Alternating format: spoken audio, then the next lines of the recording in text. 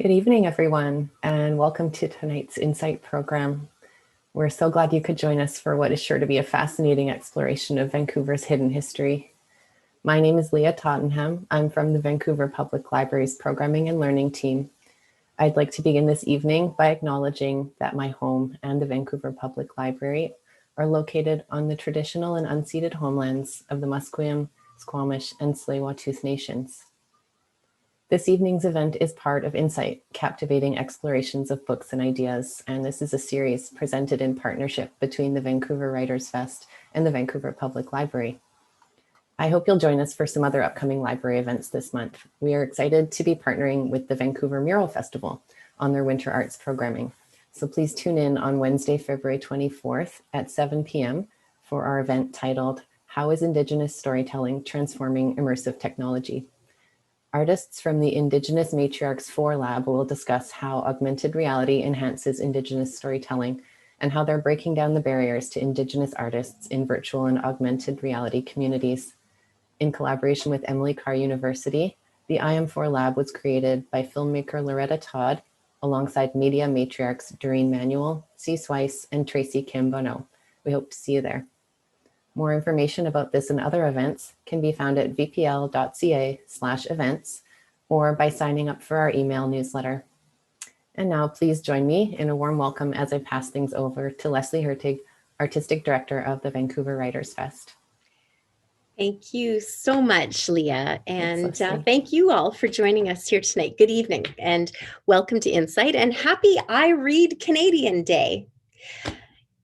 We are here, we're all stuck at home. We've been here for months and months with nary a weekend to get away to satisfy our need to explore new places. But what if I said that tonight we have 3 authors here with us who will help to make Vancouver feel like an entirely new city? A place with stories and adventures that will spark an interest in this place that many of us call home and that we are stuck in right now for a while. So you are in luck. We are going to present these 3 guests tonight. They are Aaron Chapman, Jesse Donaldson, and Eve Lazarus.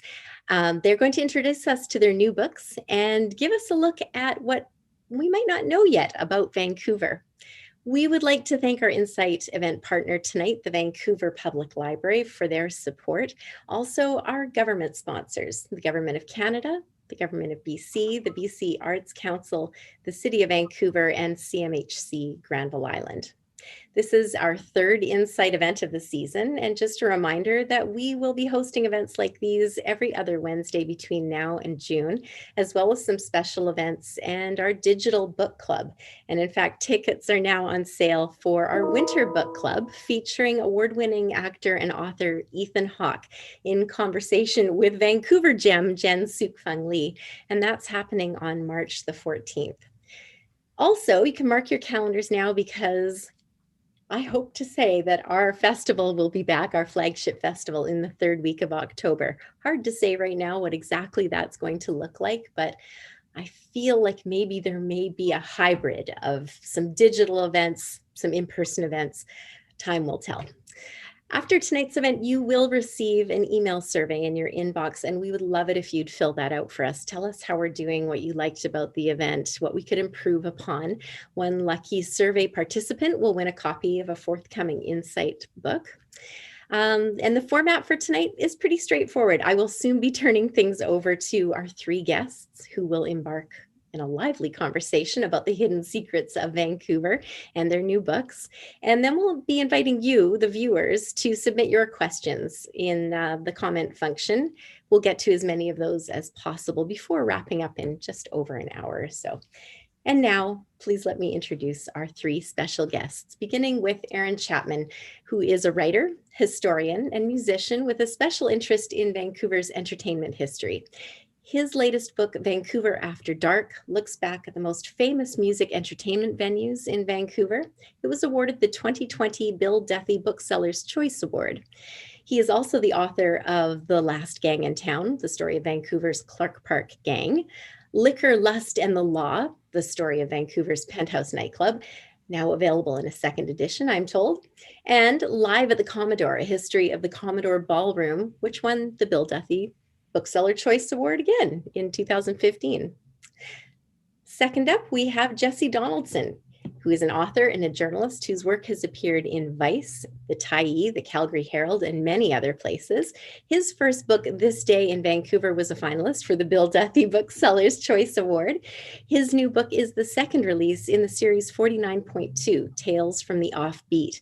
It's called Fool's Gold, The Life and Legacy of Vancouver's Official Town Fool.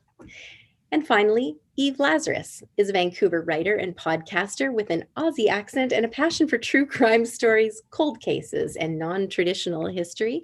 She's the author of 4 Arsenal Pulp Press titles: Cold Case Vancouver, the city's most baffling unsolved murders, a BC bestseller, and a 2016 finalist for the Bill Duthie Booksellers' Choice Award, popular award amongst you three, I must say.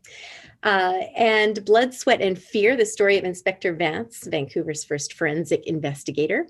Murder by Milkshake, an astonishing true story of adultery, arsenic, and a charismatic killer. And Vancouver Exposed, searching for the city's hidden history, which released in 2020. She is also the author of Sensational Vancouver, Sensational Victoria, and many others. And she's here tonight. So I'm now going to turn it over to Aaron to get this conversation started and have a lovely event. Thank you so much. That's great. Well, welcome all tuning in on YouTube and on Zoom here with us. It's great to have everybody here. I heard there was a good number of people who signed up for this, so we've got a good crowd. I'm glad we could put some bums in the seats, as they used to say in the vaudeville days. And it's wonderful to connect with a couple of my friends here who I don't get to see in person all the time these days. We don't get to see anyone in person. We don't get to see anybody these days, unless we sometimes bump into a street or something like this. But even then, so this is a good occasion for a number of reasons. And I think just by way of a plan, just to explain what we're going to try and do here for you watching and listening at home, the three of us are going to recite a little excerpt from one of our books just at the top here.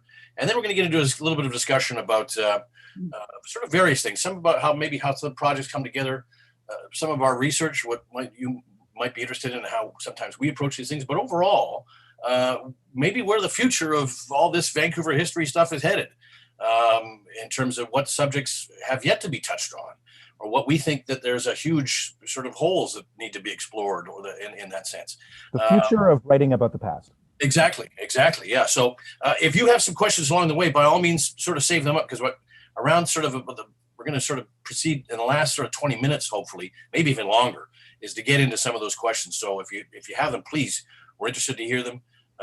We're interested to hear your comments or questions or anything like this, or your ideas that we maybe haven't got to that we can answer in the given hour that we have together here. So with that undertaken, without further ado, I'm going to read something. I know I'm not Ethan Hawke. Unfortunately, I wish I could hire Ethan to read on behalf of me. However, by way of a little piece of Vancouver history, Ethan Hawke actually filmed a movie at my cousin's home, a classic 80s classic called Mystery Date, which you can still find around there. So Ethan and I are old pals in that sense. So hopefully I can provide some of that sort of handsome gravitas. Well, we can just talk now about how we've all shared billing with Ethan Hawke. Oh yeah. I love it. Oh yeah. We hang out all the time. So I'm going to read my latest, as Leslie was kind enough to mention, is Vancouver After Dark here, a book about the history of nightclubs in the city that are gone now. My idea was that because I'd written about some clubs that are still here, like the Commodore and the Penthouse and whatnot, I thought there was a real sort of, it'd be interesting to sort of explore many of the places that are gone. So I'm going to read an excerpt, short excerpt from the book. As I say, I'm going to talk about the bunkhouse and read a little portion of that if I can. Excuse me. And a little bit about sort of the characters. One thing about the book is it's not just the places that were these things were and what kind of entertainment you saw, but a little bit sort of behind the scenes of who were the people that ran them, because they often, in many cases, were all just as fascinating as the rooms that they worked in.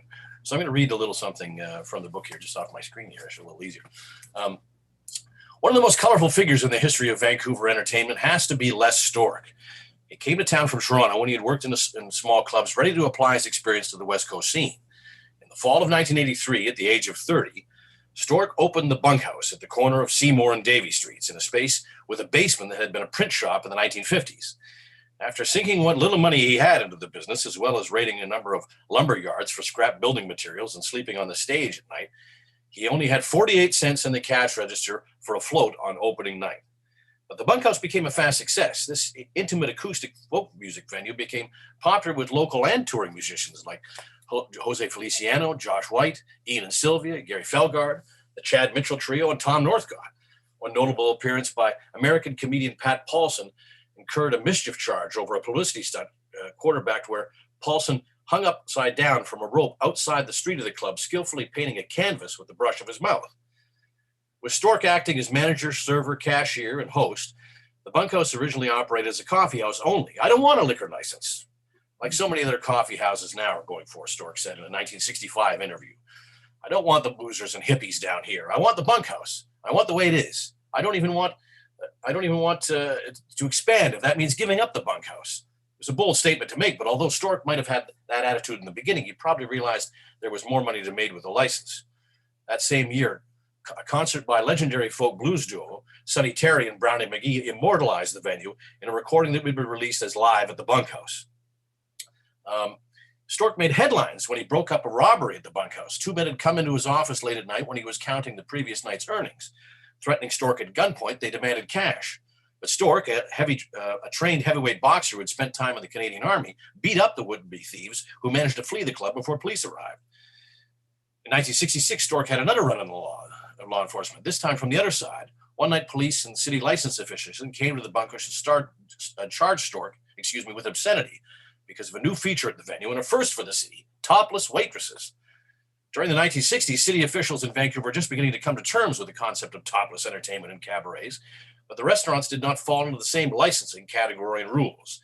Because cafes weren't initially covered by the bylaws, Stork and the bunkhouse were first free from scrutiny. As a folk music club with topless waitresses, the bunkhouse definitely had a unique atmosphere compared to other places. News that had originally managed to avoid license inspectors gained considerable attention. Newspapers from as far away as Pennsylvania were writing about this intimate little coffee house on Davie Street.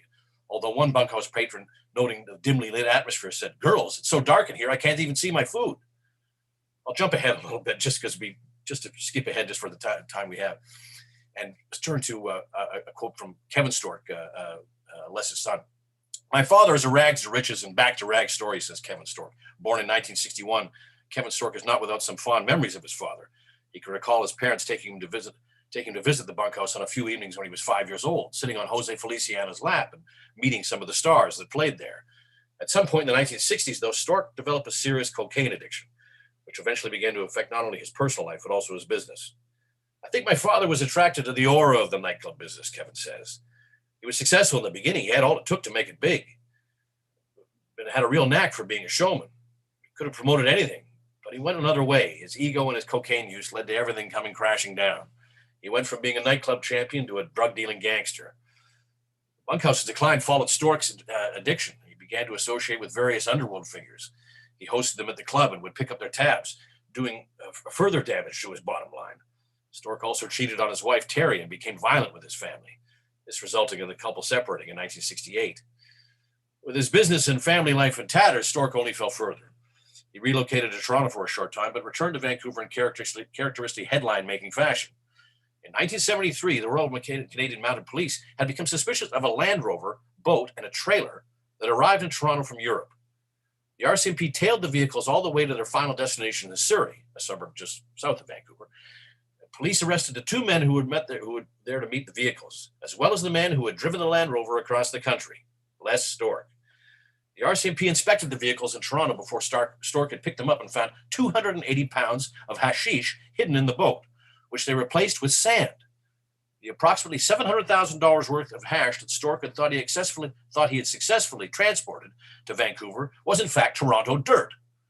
Stork was sentenced to 8 years in Kingston Penitentiary, but only served 2 years thanks to a technicality raised in an appeal. But this would not be the last run-in with the law. With Stork in prison, he bought a moving company. When Stork left prison, he formed a moving company named Stork Delivery, moving and storage. The business did well, and it looked like he might turn his life around. He bought a house and a boat and began enjoying a lifestyle that others would have envied. But his regard for his estranged family remained negligible.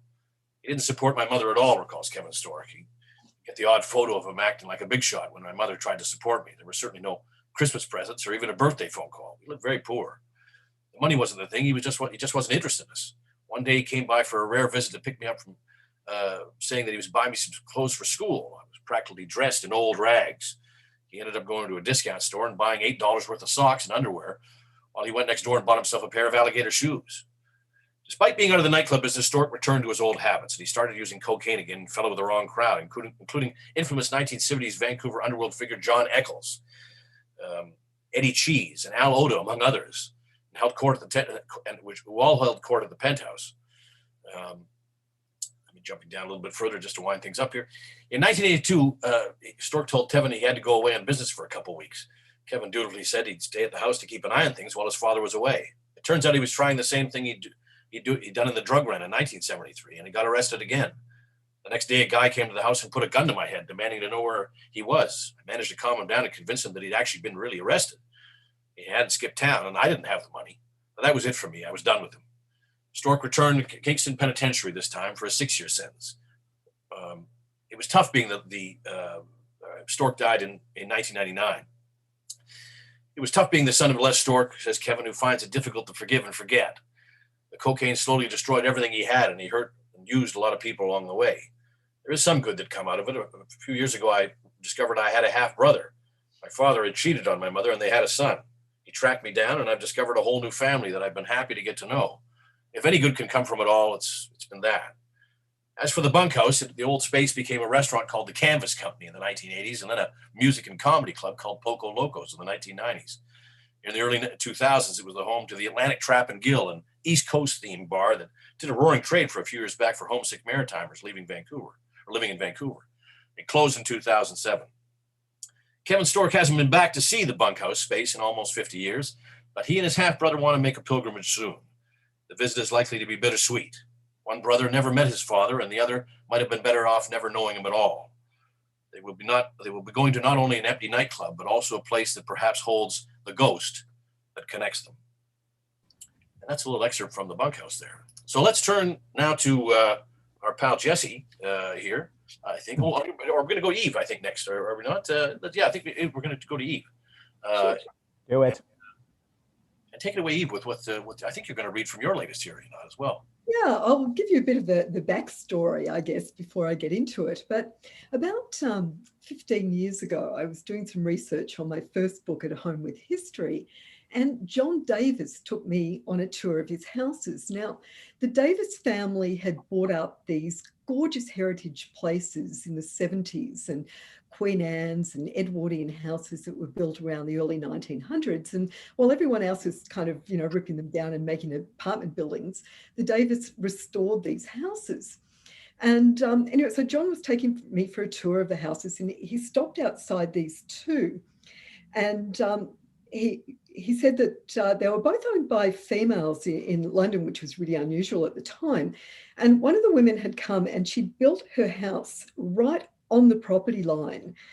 And this had enraged the other property owner next door. And so she'd come and she'd built her house right on the property line too, so it would block the view from the bay window. And it did, and it's still 100 and odd years later, it still is. And John called it a spite house.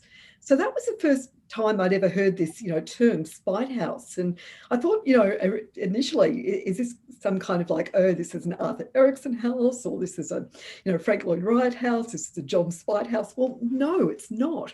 A spite house is really fascinating. It's kind of a building or something done to a building to piss somebody off. And in this case, it really worked for these landlords. And the most famous spite house that we have in Vancouver is the Sam Key House on Pender and Corral. And that was back in the early 1900s.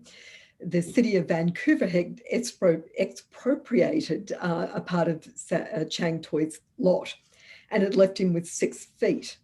And so rather than just do nothing with it, he decided to build a spite building, and he built the, as we know now, the Sam Key building, which is like 6 feet wide in its widest place.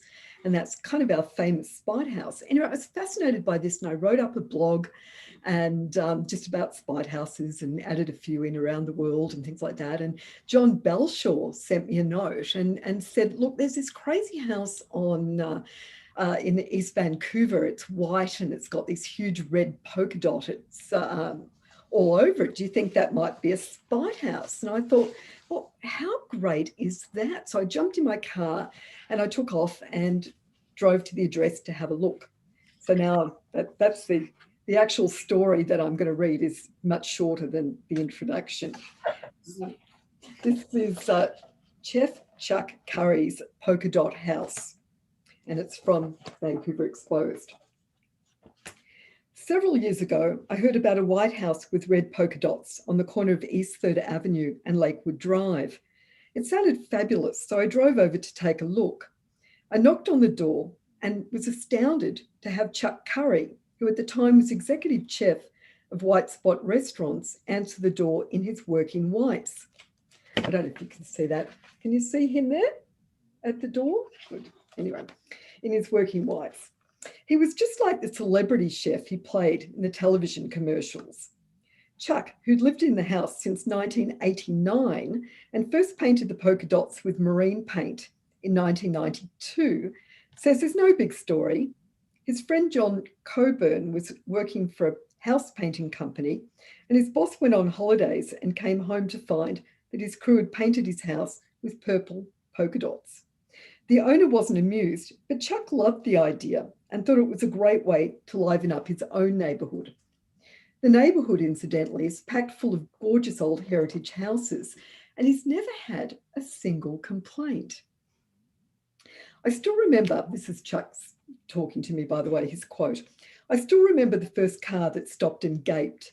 It was a cool fall day and the windows were closed, but my friend John and I could clearly see the driver say, holy shit.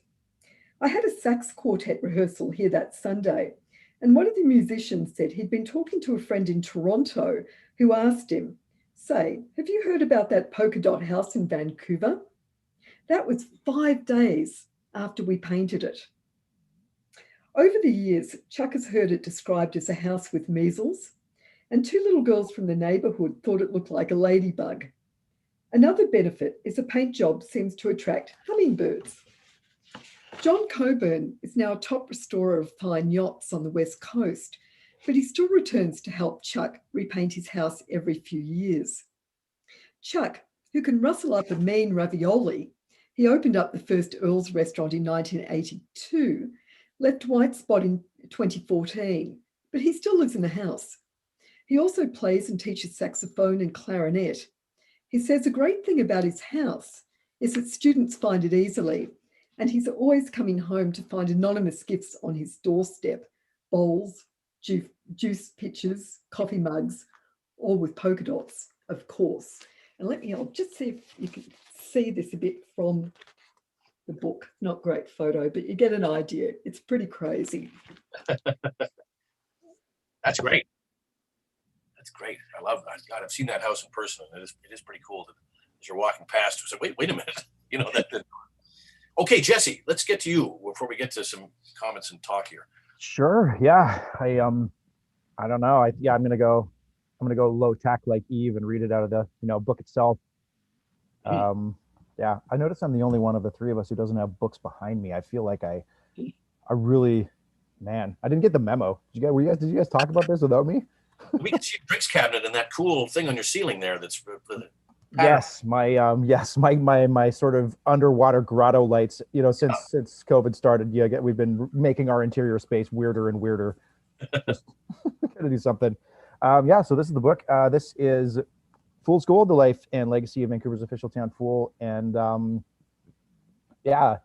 like these folks, I guess, like Eve said, when I was working on my first book, which was a date-time history of the city of Vancouver, I just came across this guy, this particular guy right here, Joachim Foikes, who was a Polish German immigrant, who just popped up in the newspapers through the late 1960s in that exact outfit and, clamoring to be Vancouver's town fool, first unofficially and then later officially with the blessing of the federal government. And to me, I don't know, I assume, and we may talk about this later, everybody I think may have like a sweet spot as far as the purity of history that you're like, okay, yeah, I keep finding stuff that speaks to me there. And to me, it was the late 60s and that kind of like imagination explosion.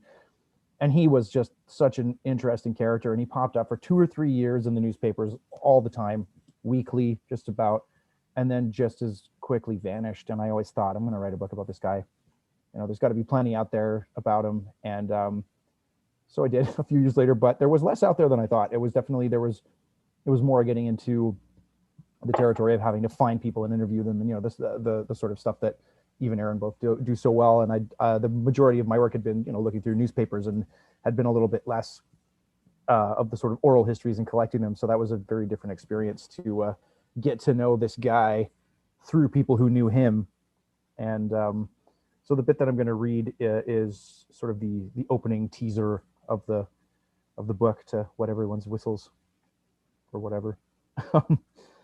April Fool's Day, April 1st, 1968.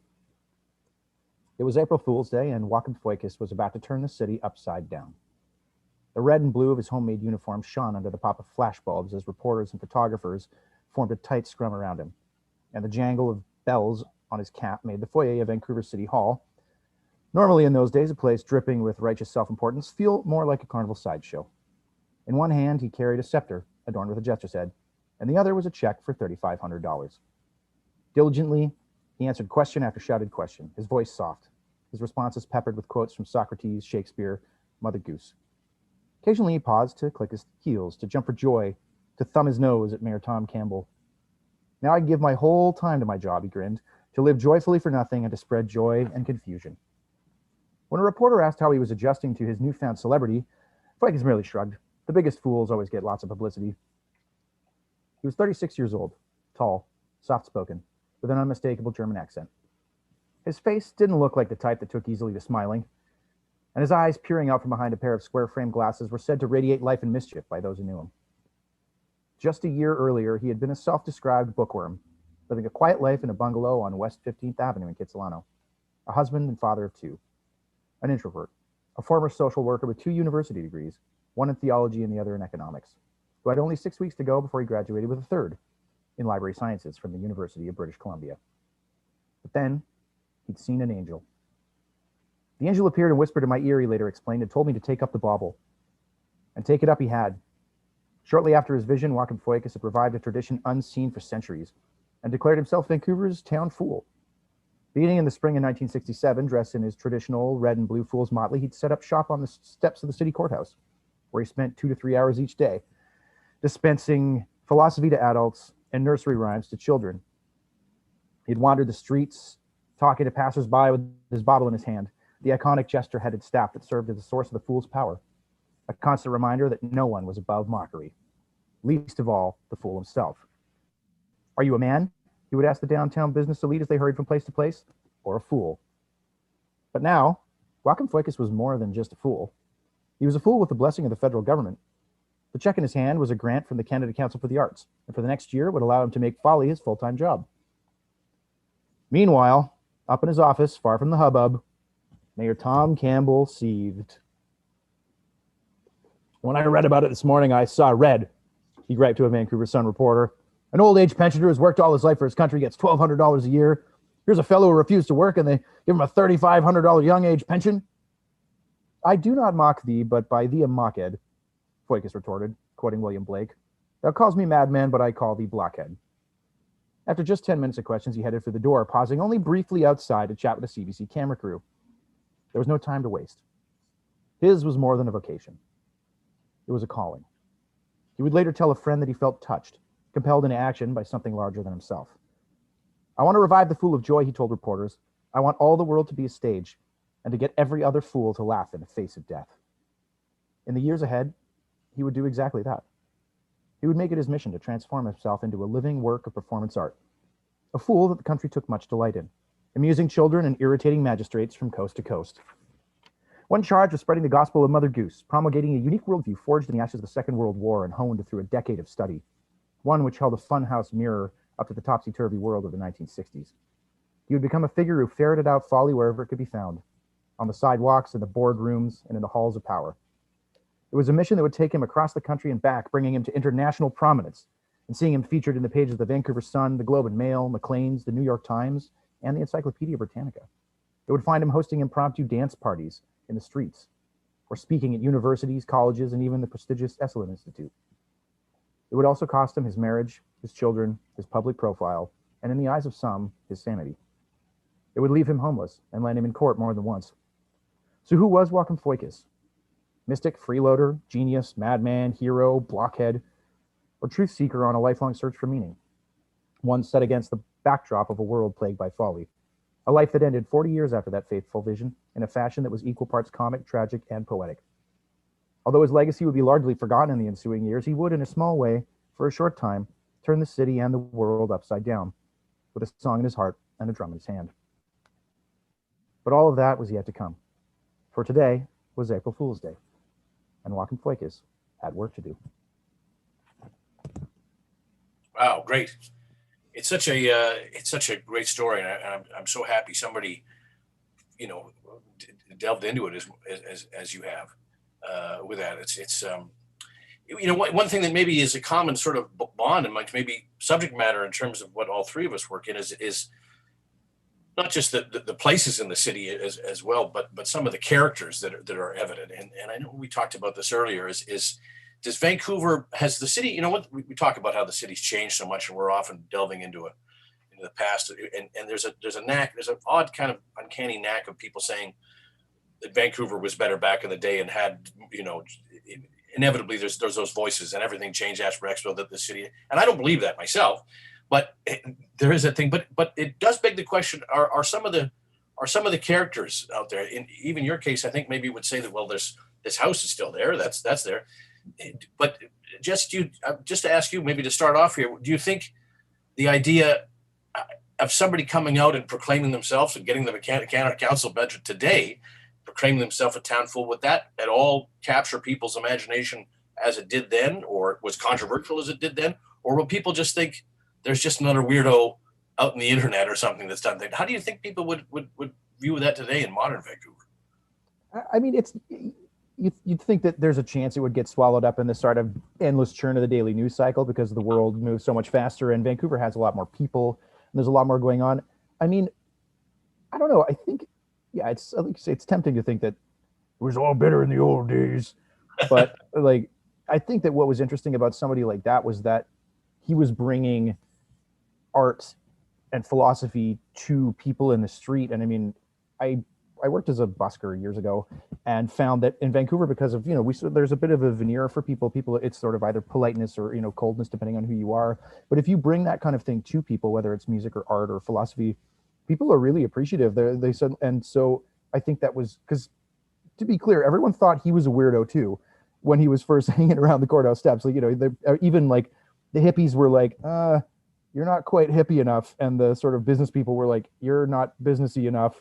And yeah, he made a lot of people very uncomfortable for quite a while, for a year or so, but he just kind of kept at it. Right. And I mean, I'd be curious to know what you both think about whether those characters stood out more because the city was smaller or whether people were just more eccentric then, or, I mean. Perhaps they're still, are they still before us that just takes, with like everything with time, those coal become, bits of diamond, and it takes somebody, like somebody who writes about Vancouver history or delves into Vancouver stories to really find those people to make and realize how sort of special they were at the time, or just different, or sort of these diamonds in the rough. Even in your book, we talk about the belly flop competition. And I remember that as a kid. Those things happening. That maybe is a similar thing. I'm not sure what you think. Did you go to any? I didn't. I was kind of a young kid when those were going on, and it was a ways away from where I grew up, and I didn't want to go down by myself. I suppose it seemed a scary thing to attend on my own as a kid, but I wish I had, but it got those things got a lot of attention in town, and they were shown on the evening sports casts and evening news as sort of a local story, so everybody was very aware of it. Right. So I do remember those years, but like I say, is it, do we still have those things today, or do we still, are we so, our heads are down and busy? I suppose, of course, with everything that happened with COVID, it's been a different year and whatnot. But does the city still allow room for those kind of people to happen? I wonder. I think it does. I think it's just a little bit harder to find. It's there, and I mean, definitely, just those things exist and those people exist. It's just they, I think, stood out a little bit louder when the city was smaller, right? And when the news media was focused more on local happenings than global happenings, and there's, because they're definitely there, and strange random events and and interesting people. It's just there's a little bit more to sift through to find them, I think. Yeah, that begs the question. Maybe that I ask you, Eve, or start off with you asking the question. How do you find people ask us all the time, how do you find your stories? How do you find these things? Where do you get your ideas? Where do you get your ideas from? It's a legitimate question, though, because there are so many things, and I probably, like yourself, I get some emails with some suggestions about ideas all the time, and maybe they're not right for you at the time, or you're busy working on something else. But how does one what gets you excited about some of these stories, or what do you find, or how do you? Since we're talking about the World Belly Flop competition, I'll use that as an example. And I should back up a bit with Vancouver Exposed. It's basically, the book is inspired by my blog.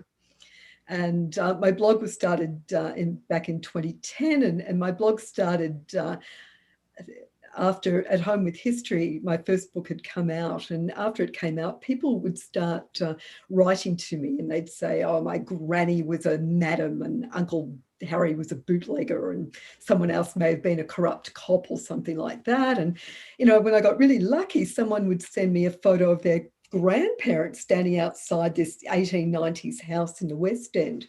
So I was getting all this great stuff, and I had nowhere to put it. So I started the blog, and it really became a repository for sometimes in other people's history, or as a way to build on the stories and get new ones. And so a lot of the stories from Vancouver Exposed have come from the blog. With the World Belly Flop competition, that originally came, I saw a photo of John Dennison's. Actually on the back here, you can see a little bit of it with a hot air balloon. And John was a photographer for the province. And this was in 1979 at the Coach House Inn in North Vancouver. So I think it was about the second or the third or maybe the fourth World Belly Flop competition. And John had gone out and he'd captured this guy just jumping out of this hot air balloon into the Coach House pool. And you can sort of imagine, if the wind had gone the wrong way, that couldn't have been good. But it just got this amazing attention. And anyway, I wrote up this post on my blog, and then a couple of weeks later, I got a note from this guy called Trevor Rowe. And Trevor said, that's my dad that was jumping out of the hot air balloon. That was Kamikaze Bill from Bellingham. He was a logger. And little Trevor was only 4, but I guess some things you don't forget. He remembers his dad shoving weights into his T-shirt because you had to be a minimum of 250 pounds to compete into this belly flop competition. And after all that, he came in second. So they find you. That's great. They find me in a lot of ways. Yeah. There are, we've talked about this, in other groups and personally together, just how the very subject of Vancouver history, whether it's some of the characters or some of the more academic elements of viewing Vancouver history, or all the different sort of arrays and facets of it, of some of the stories, there's been a great sort of blossoming, it seems to me, in the last sort of half dozen, 15 years of a real sort of renaissance in the subject. That a lot of the bookstores I visit on a regular basis, they say that some of the Vancouver history titles are the most popular books in the store, and so there seems to be an interesting time right now. I have my own ideas about that, but what about you guys? What do you think has created this new sort of thirst for finding about where we live? I feel like my interest in Vancouver history kind of increased around the same time that happened, and I can't say I know exactly why, but it just seems kind of like the Olympics, probably, like any sort of time when you have the world looking at you, might make you start to look at yourself a little bit. Yeah. And it just, but yeah, I remember just growing up and being like, oh, this town is really boring. Nothing goes on here. This is lame. Look at this. And then, taking even a few minutes to look through the old archives and, looking even, I think it started just with archival photos and started, to see stuff like what you're talking about, even, like a guy jumping out of a hot air balloon and you're like, wait a minute.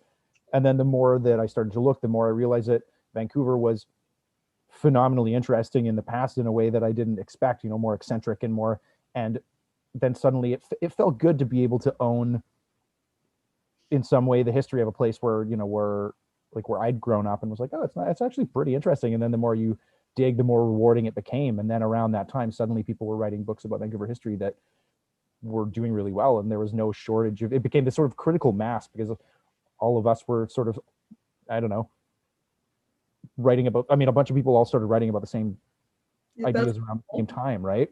I remember exactly when I became interested in history, and it was back in 2002.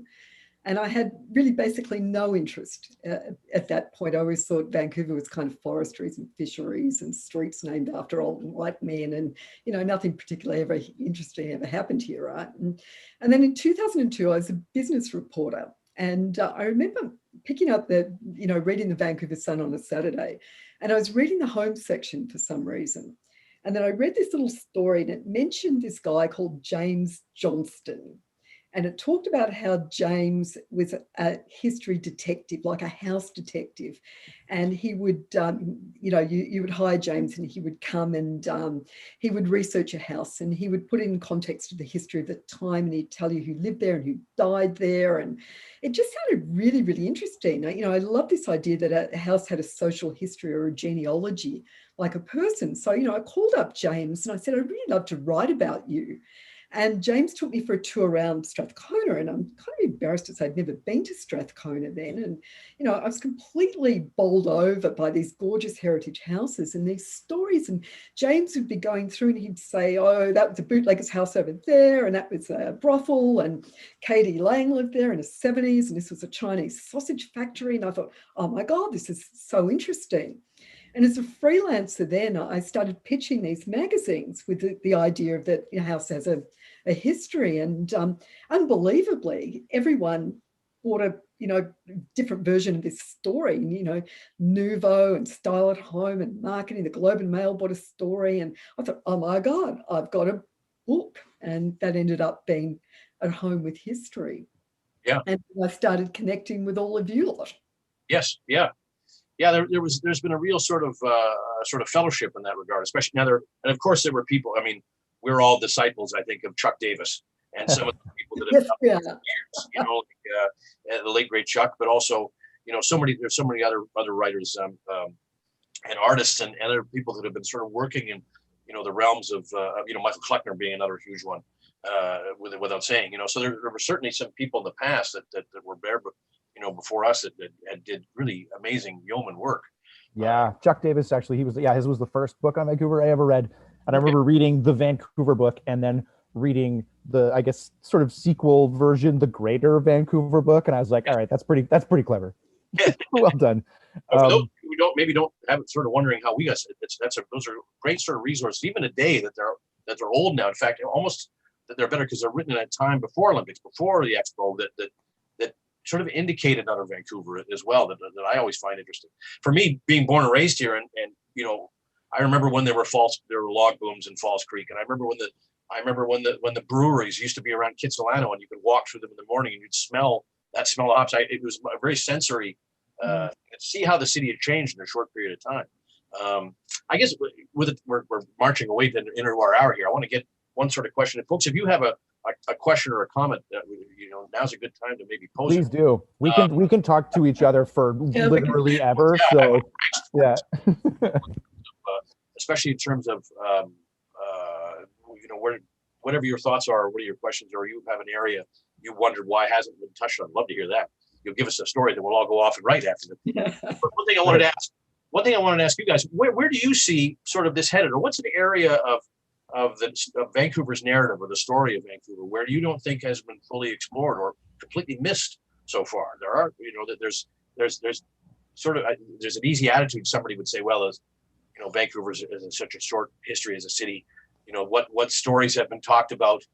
Surely there aren't any more, but I know you guys disagree with that as much as I do. What do you think, maybe as a subject or a story about the city that, and I don't want to have you give away a patented idea or something you have, so one of the other two of us will steal it.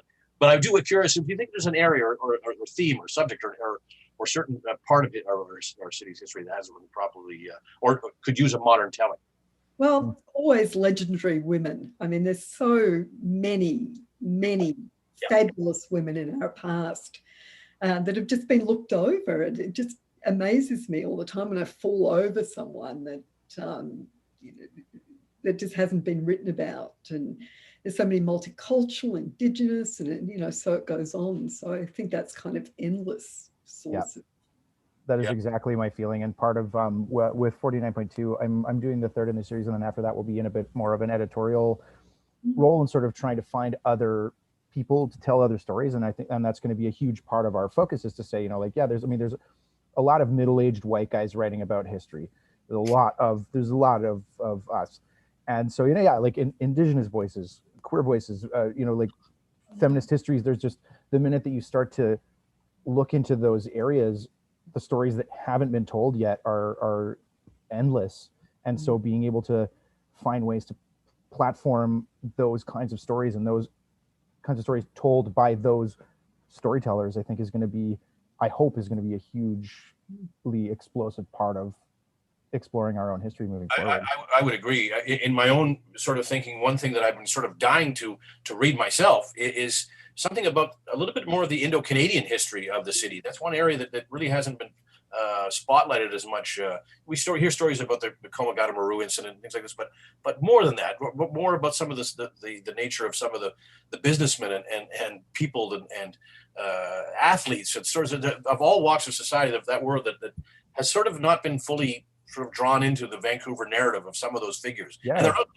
And it would be, don't get me wrong, it would be a very challenging thing to do because those things are underrepresented in the historical record too, right? So, I mean, it wouldn't be possible. It would just be, and it would be a very rewarding enterprise. It was just, you're fighting against what the people who were recording history, which, are against like a lot of old white guys were choosing to set down. So it'd be a lot of, like what both of you are really good at, which is, like finding people, talking to them, talking to their relatives, like getting these very personal, sort of intimate human stories from people. Eve, go ahead. Yeah. You're going to say something. No. Oh, okay. Yeah, I would agree with you, Jesse. Yeah, and sometimes maybe it takes somebody from that community to reach out, and sometimes so those family connections can help, or in terms of meeting some people or being able to connect. Same thing when some Chinatown history. It would be amazing. Yes. Some of the history of the Chinese Tong buildings that are still there. You walk down in Penn Street, you see them and wonder what's going on in them, or if anybody's been in them for a while, and they're not necessarily public buildings you can walk into. But, I had a friend some years ago who had grown up in Chinatown, and he talked about going into them. And I thought, man, you should write a book on this. This would be fascinating, So certainly some of the, there's lots of room for that, some of the ethnographies, if you will, of some of the histories of Vancouver. And another idea in my case, which is something I've been sort of working on over the course of books, is a little bit of the crime history. It boggles the mind to me that in this city that we only, Joe Salone is our only villain that we have in the history of this port town. And there are lots of them out there. So, and my next book will probably get into that a little bit. I've been told that we've been given a little bit of extra time here. So if we're going forward, we got a little bit of time. I don't want to keep you here all night, but we can get into some questions. Yeah, I'm pretty busy, Aaron. I got a lot going on tonight. Let's sort of delve into some questions. This is from Brendan Monroe. How do you track down the history of obscure stories, places, and characters? Eve, do you want to jump with that? This last while, yeah. That's a pretty open question. Yeah.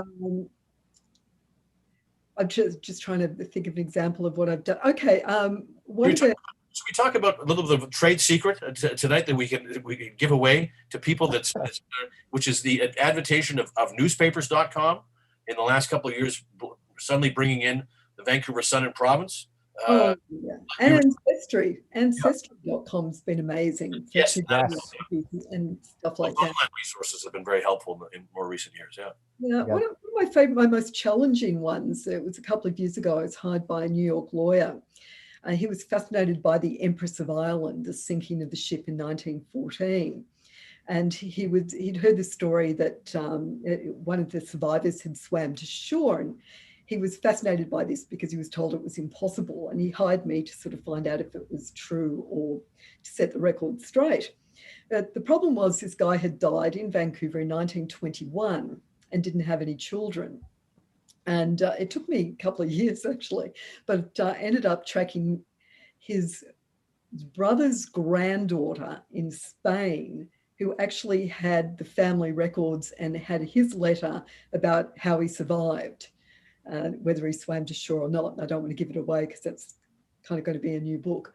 But through, I tracked him down through newspapers.com, which has been an amazing research, search through ancestry.com, through obituaries, and just going through and calling. And yeah.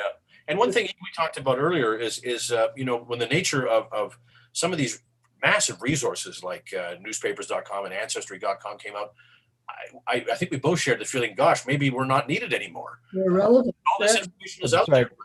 What's interesting is that while that information is there, it still requires somebody to sort of sift through the material and be able to tell the story in an engaging way, I think. Yeah, we've talked about that. The idea of, there are things that happen, but part of what you get to do as a historian is try and find out what the narrative is, what ties all these things together. Yeah. Right. And sometimes, I don't know, that's always my secret terror, is that I will have somehow just drawn the absolutely wrong conclusion about these 3 or 4 events in a row and said, well, this is clearly what happened here, and then just be really wrong. But yeah, that's the danger of writing with more modern history subjects, where some people are still alive. There's still people who knew maybe your subject, or the subject themselves, of course, still alive. Our friend Lanny Russworm, who wrote Vancouver Was Awesome, joked with me saying, I never want to write about people who are too recent. I'm a little worried I'm going to get called on I got something wrong, or I made the wrong summation about it. Now, Lanny's a great historian. I don't think he'd ever make that problem would ever happen with it. But not possible. Different challenges with how old the story is, or what kind of baggage we ourselves as historians sometimes bring to bear, that we try and edit ourselves out of these stories and make sure we're making the right assumptions or right analysis. That's the thing about a book versus like a blog post or whatever. Those things can live and evolve, whereas with a book, it's in print. And even just a couple of days ago, somebody got in touch with Anvil about my Walk and Focus books and said, I could fill in a couple gaps here for you, just because there's a few bits, and luckily it wasn't like, hey, you got this all wrong, but it was like, hey, I could fill a few gaps in, and I was like, sometimes you get crucial pieces of information after you've published the thing, right? Oh, it drives me mad. When the book comes out, you've got about 48 to 96 hours where you can just exhale, and all of a sudden, right after that, somebody picks it up and says, hey, my uncle has a huge box of photographs about all this. I could have given them to you for your book. And you think, where were you 8 months ago? Where were you? And these are the people you were looking for, right? You were going, gosh, that happens. But the nice thing is that sometimes you can do updates to these things. I've certainly in the case of the Penthouse book I did, we've been able to update it and add some of that material. So I always kind of save those emails I get to hopefully to be able to do a sequel or something like that. Let's get to another question. This is a good one from Jessica Key. Can you share some other Vancouver history titles, new or backlist, that you've been excited and would recommend? I've got a few in my head off the top, but Eve, let's start with you maybe. Oh, let me have a look back here. Right, you go back on your shelf there. Yes. Well, anything by Aaron Chapman or Jesse Donaldson, Belshaw Gang, John Belshaw. Should we mention that about the Belshaw Gang? Definitely. John Belshaw, who wrote Vancouver Noir. Was that his first one? Maybe not his first one, but that was certainly the one that coincided with the big sort of explosion of interest in Vancouver's history. And it was a beautiful, beautiful book. Lots of great photos and back there somewhere. And anyway, John wanted to do a sequel, but rather than write it himself, he got 14 of us collectively together to write Vancouver Confidential. And that was actually a real turning point for me, because suddenly, rather than being this isolated individual writer, I became part of this crazy Belshaw gang. And it's been amazing, for everything from, just having a beer with a couple of people that love to nerd out about research to just being able to, like, having Tom Carter double check facts or give us something out of his collection. It's just been incredible. Or Jason Vanderhill bringing something that's like, hey, I found this on the internet. Look, it's an antique bottle of alcohol from 1936 that hasn't been opened, and you're like, incredible. How did you find that? Yeah, there's lots of people. There's lots of people roaming. I held up a few copies of the book, Vancouver Belgium. We mentioned Vancouver Noir, which came around 2006 or 7, I want to say. Later than that. It maybe came 2009. Was it 2009? Forgive me for that. Yeah, and we should check out Diane Purvey as well, one of the co-authors on that. This was a huge, I think, book at the time for a lot of us. It hit a lot of people in town, and for me, it was kind of, if I can use the punk rock parable of when the Ramones came to town.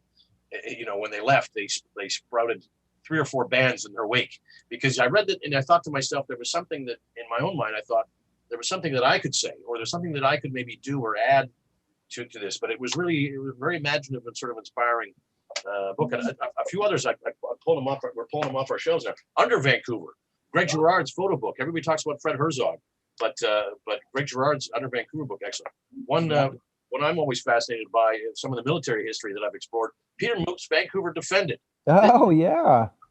This is almost the final word in the history of military history of the city, which is a subject that hasn't really been really touched on since. It's kind of the authority on it, if you will. There's so much stuff out there, and there's one that I would also throw out, which may sound self-serving because I've written books for Anvil, but Anvil did a book, like it was quite early in their existence, was called Who Killed Janet Smith, which was about that sensationalized murder in Shaughnessy, which is just impeccably researched, and has a very retaught. It feels like a true crime thriller in the way that you're reading it, but it's all just because it's so impeccably researched. And it's and this was writing about Vancouver history, I think it was 86 or 87. And he did such a great job of throwing us into the 20s of Vancouver.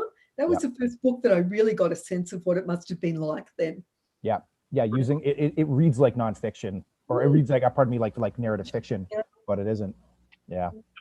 Another great one by Ray McCoulos, who was one of the great sort of Italian Canadian writers, wrote this great book about a little bit of the history of Italian internment, which is something we don't hear so much about. Anyway, there's so much stuff. If you're interested in getting a reading list from any of us, you can get hold of us very easily on social media, and we'll be happy. Or just get any of our books and look at the bibliography. Look at the bibliography in any of our books, and you'll probably find, there's some great local books. Or just look at Eve's bookshelf right now. Take a freeze frame of it, and I hope you realize I put yours out there in full cover out. Let's get to another question or comment here. One from Leslie Vertig. I'd love to know if anyone has ever written about Opera Man, the guy who walked around Vancouver singing opera. I've heard him and I've seen him before. What's his story? Well, that's a story begging to be told. I got to stop him on the street next time and see what he has to say for himself. Another question here from from Raji. It said, I'd love to hear how you imagine the story of Vancouver during this pandemic will be told. Well, that's an interesting subject because we're living in the middle of it. In my own mind, I wonder, very much like what happened in 1919, 1920, 1921, that era when the Spanish flu came through, there wasn't, a little bit had to do with sort of the end of the First World War, but it seemed to me that there was not a wave of a lot of published books. A lot of people wanted to forget it. Yeah, that's my suspicion too. There wasn't a really big market. So I've thought about that same thing, and I've actually been I've kept a few pieces of news and taking some photographs of some streets of the city with nobody in them and nobody on a SkyTrain and where have all the people gone, kind of. I think we're all collectively pretending it's not happening now. So maybe people will be pretending it.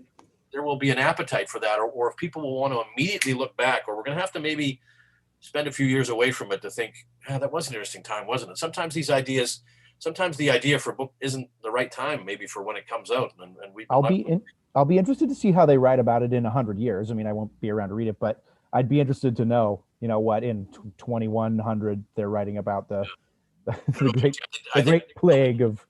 I think they'll be able to freeze our brains in enough, and we'll be living in some canister, and then our brains will be put into some bodies. So it'll be like an episode of Futurama. Yeah, that'll be perfect. Exactly. Let's see here. A question from Shannon Lentz. It's a question for Eve. I can't recall what was at the block currently occupied by the Wall Center. Oh, I know this one too. But do you know anything about the history of the block before the Wall Center? The Wall Center, wasn't that King George High School? That's exactly right. And Dawson Elementary, where Jimi Hendrix had gone to school for a little bit of the time. Right. A little plaque there for him, but that was basically, you're right, the old school, the old King George School there, and Dawson, the annex. Interesting enough, I just saw on Facebook, I think on Nostalgia's site, and someone had taken a photo of the corner store across the road from the school. It's a fantastic photo. It's got some of the school in it and some of this corner store and a bit of the hospital. Yeah, no, very, very, very much so. A question from, I think it's Donnie here. Do any of you know, or do any of the authors have stories about Sanic, Caesarean, or I'm not sure if I'm pronouncing Woy Woy, or any of the old Squamish or Musqueam sites in the city? Oh. Have they interviewed any Indigenous elders about their stories about this place long ago during the city's beginning? That's, Jesse, you want to comment there? Yeah, I mean, that's something, I mean, there is, I definitely touched on it in my first book on the history of Vancouver real estate, in the 49.2 series, looking at, you know, pre-contact Vancouver, when, you know, ideas of ownership and property were different before Europeans swooped in and changed the game. And there is a book as well. Is it Gene Barman book that's about, Kanaka Ranch and Huehue. And that specifically, that subject is something that we're looking at for 49.2, because, you know, Indigenous voices in history and pre-contact stories. There's a whole lot of it in the archives as well, you know, interviews with people like August Jack Catalano. And so that is a thing that I think should exist as well. And we're looking at trying to make that happen with Indigenous, with an Indigenous storyteller.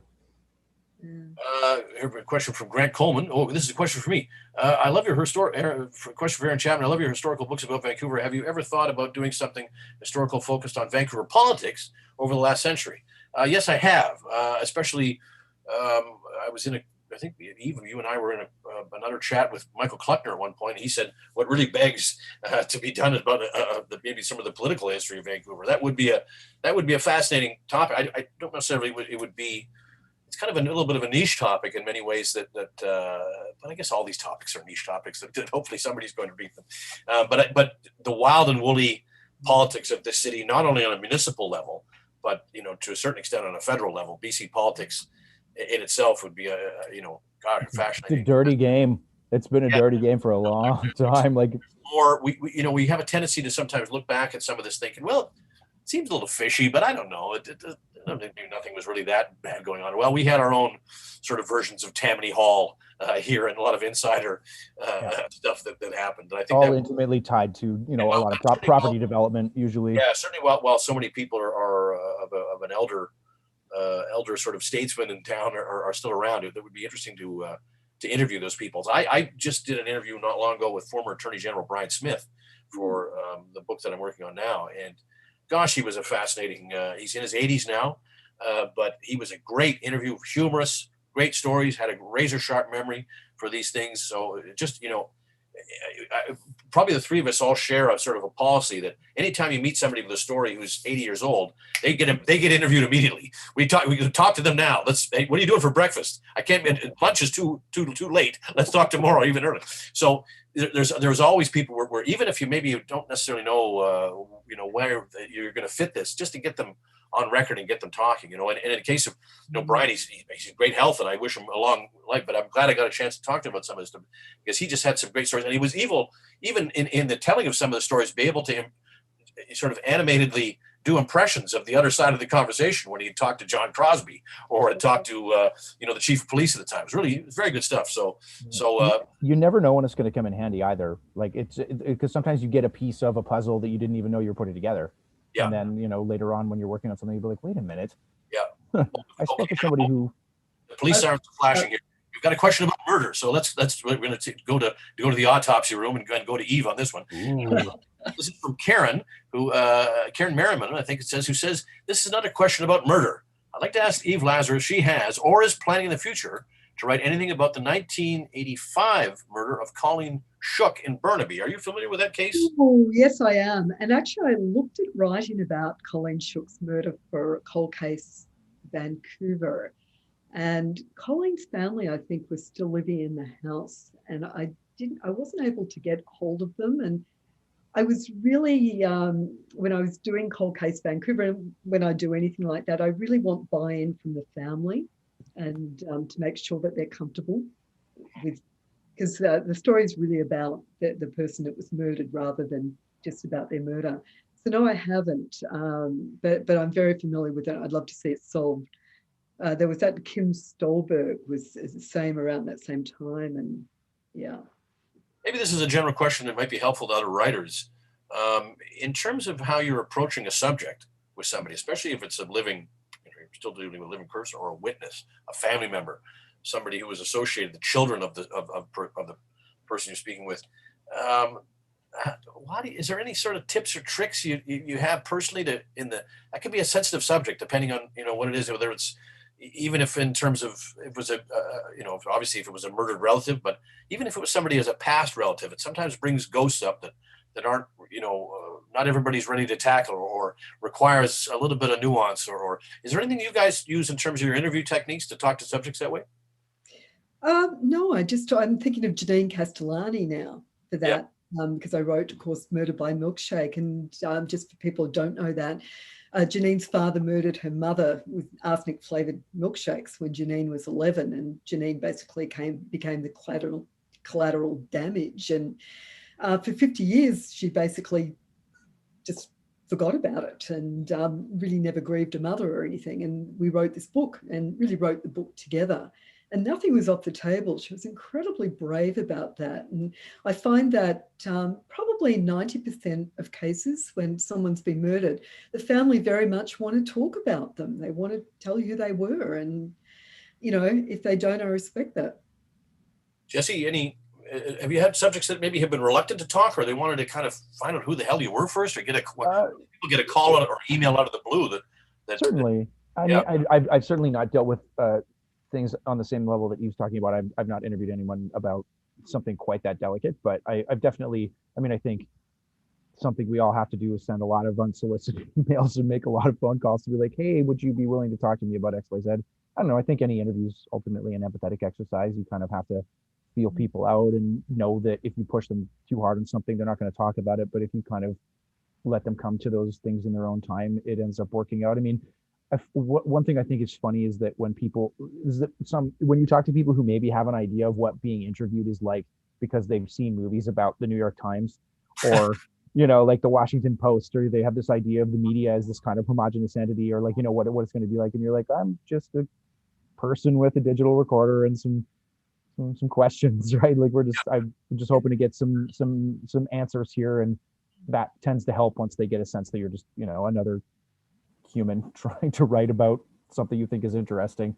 Yeah, I think that's right. In my own case, I've certainly talked to some former gangsters that wanted to know who the hell I was and calling and whatnot, and I've been approached by certain fraternal organizations that wanted to say, hey, you're asking some questions, what do you do? And it's gotten easier with subsequent books because they the nice thing is they people can kind of look you up and find out, oh, okay, this person is for real. And I always say I'm not a reporter, I'm an historian, and sometimes I know no slight against you two guys that have done more journalism work than I have, but I always sometimes feel that sort of puts people on edge, or sometimes the first time I go to meet somebody to talk, I don't even turn the recorder on. It's just, let's just, two people talking and stuff like that. That's a whole other subject. No, it's relationship building, right? And I mean, it's really important because if somebody doesn't like you, like it seems simple to say it, but if someone doesn't like you, they're not going to talk to you about much. Yeah. I think that's a question. Go ahead, Eve. Sorry. I'll just say it's made it hard with COVID because part of that is sitting down with someone so they know that you're a human being and they can get a reading in you as well. And it's very much a conversation.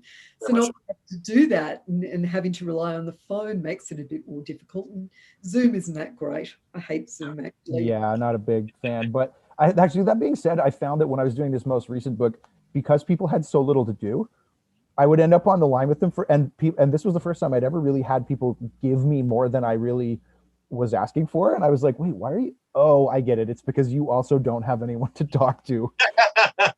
So it was actually kind of helpful. Yeah.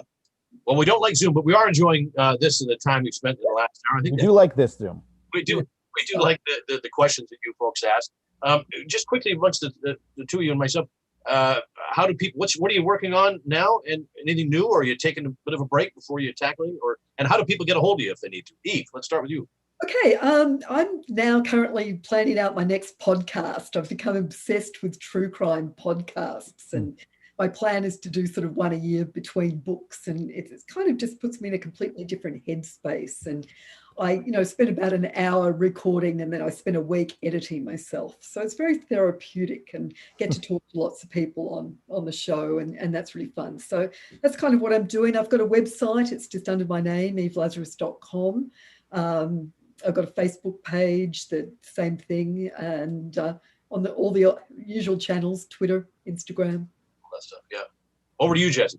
Yeah, working on the next book in the 49.2 series, which is about Hollywood Hospital, which did a bunch of oh wow, psychedelic therapy back in the 1950s and 60s, and just because Canada's having that psychedelic renaissance now in terms of the therapeutic elements, so it seemed like it was a good time to start looking into that. So many people who are interested in that book already that are already buy it advanced sales for me, because people have told me enough. And here's an interesting tip for you. I'm going to tell you real time over air. So folks, you watching it now. I'm listening. Interesting thing is Colin James, the blues guitarist, his mother worked at that hospital. Oh. I talked to her. She's got some amazing recollections and stories. So I'll put you guys in touch. Let's talk. Yeah, that'd be great. See, this is how these things happen, except it's normally over beers. This is how this gets done. You can mark your calendars and whatnot. Anyway. Exactly, and then going to be stepping into sort of trying to find more stories and more storytellers for 49.2. Like I said before, like broadening the scope and broadening the level of or the number of voices. And this series is published by the good folks at Anvil. Anvil Press. Yep, they're the folks to talk to. Excellent. And people who want to get a hold of you, Jesse, what's the best way to reach out? I'm on the social media. I'm out there. Yeah, and I mean, or emailing Anvil, or Anvil, get in touch with Anvil, or send your cards and letters. Yeah, they're gonna hate me for saying that. They're gonna be like, no. And myself, I'm easy to find online. Again, on social media and Facebook, Instagram, Twitter. Aaron Chapman, 2 A's, RON. Or you can just go to aaronchapman.net, all one word, and find me there. Please, if you have any questions or a question you thought of afterwards, or you had a question for any of the other two authors here, I can happily put you in touch with them and send them on to you, if you will. I'm working on a book now called Vancouver Vice that will be out this fall from the nice folks at Arsenal Pulp Press, and it's sort of a story that came out of a little bit of the last gang in town in terms of a crime, sort of jumping back in that true crime world. In that sense, but it's a story after I'd been interviewing a number of Vancouver Vice Squad detectives who worked in the West End in the 70s and 80s, and during that period when there was a lot of street prostitution and sex worker issues in the neighborhood that sort of really brought a real conflict. And in particular, the murder of a pimp that was dumped in Stanley Park, who he was connected with, is a pretty fascinating story that's never been told in town, and I'm anxious to see what people will think of it. And it's a heck of a story. And I don't really know of another book like it that I'm writing, or that other people are in. So I'm excited and I'm ready to go. So I want to say one sort of final thing before we sign off. I really want to thank Leslie and the whole team at the Vancouver Festival. Thank you, Leslie and team, for having us aboard on this. It's been a subject that I've talked with other people in recent years at the festival, and sort of some years before didn't really pay a lot of attention to. It felt, at least in my mind, to the genre that we work in, and I'd long thought something like this and something like this discussion, and bringing sort of what we do as the little sort of foot soldiers on the street doing things here in town would be, I think, a really welcome home at the Vancouver Writers Festival, and I'm so happy they asked us to do this, and I'm so interested that where it can go, and some of these conversations and some of the conversations that we have with other writers in town while we work in the area of Vancouver history, and people might think that we might not have as much in common with poets or fiction writers or other novelists. We all do. We all share sort of sometimes the same techniques that a poet uses or a novelist. Is something that suddenly the penny drops in my mind. So anytime these kind of conversations can be made, not only with other writers, but us talking to other readers, it's such a great thing. And I can't thank Leslie and the whole team at the Vancouver Writer Festival for having us aboard on. Yeah, thank you. Thank you, Aaron, and thank you, Jesse and Eve as well. It's been a lot of fun to listen to the three of you tonight. The stories that you're all telling are completely compelling, and I encourage our viewers to get out to your favorite bookstore and either purchase or order these titles and spread the word about them as well. Sounds like there's a lot of really interesting stuff coming from all three of you. So we'll have more discussions, maybe in person. And then maybe One you'll day. together in the hospitality suite and talk to those poets and those fiction writers and the novelists and so on and continue these generative conversations. Yeah. Thank you to the three of you. Thank you to our viewers for joining us tonight. Just a heads up that on March 3rd, we will have wonderful Daryl McLeod, author of Mama Sketch, coming with his second in his memoir series in conversation with Krista Couture, author of How to Lose Everything, and they'll be speaking with Bill Richardson that evening. And then I'm very happy to say that the event after that is with Eden Robinson with the third in her Trickster novel series in conversation with Angela Sturrett. So we've got lots of good stuff coming up. Please join us again. And thanks again to Andrew, Eve, and Jesse. And best wishes to you all. Thank you. Thanks a lot. Thank you. Good night. Good night. Bye.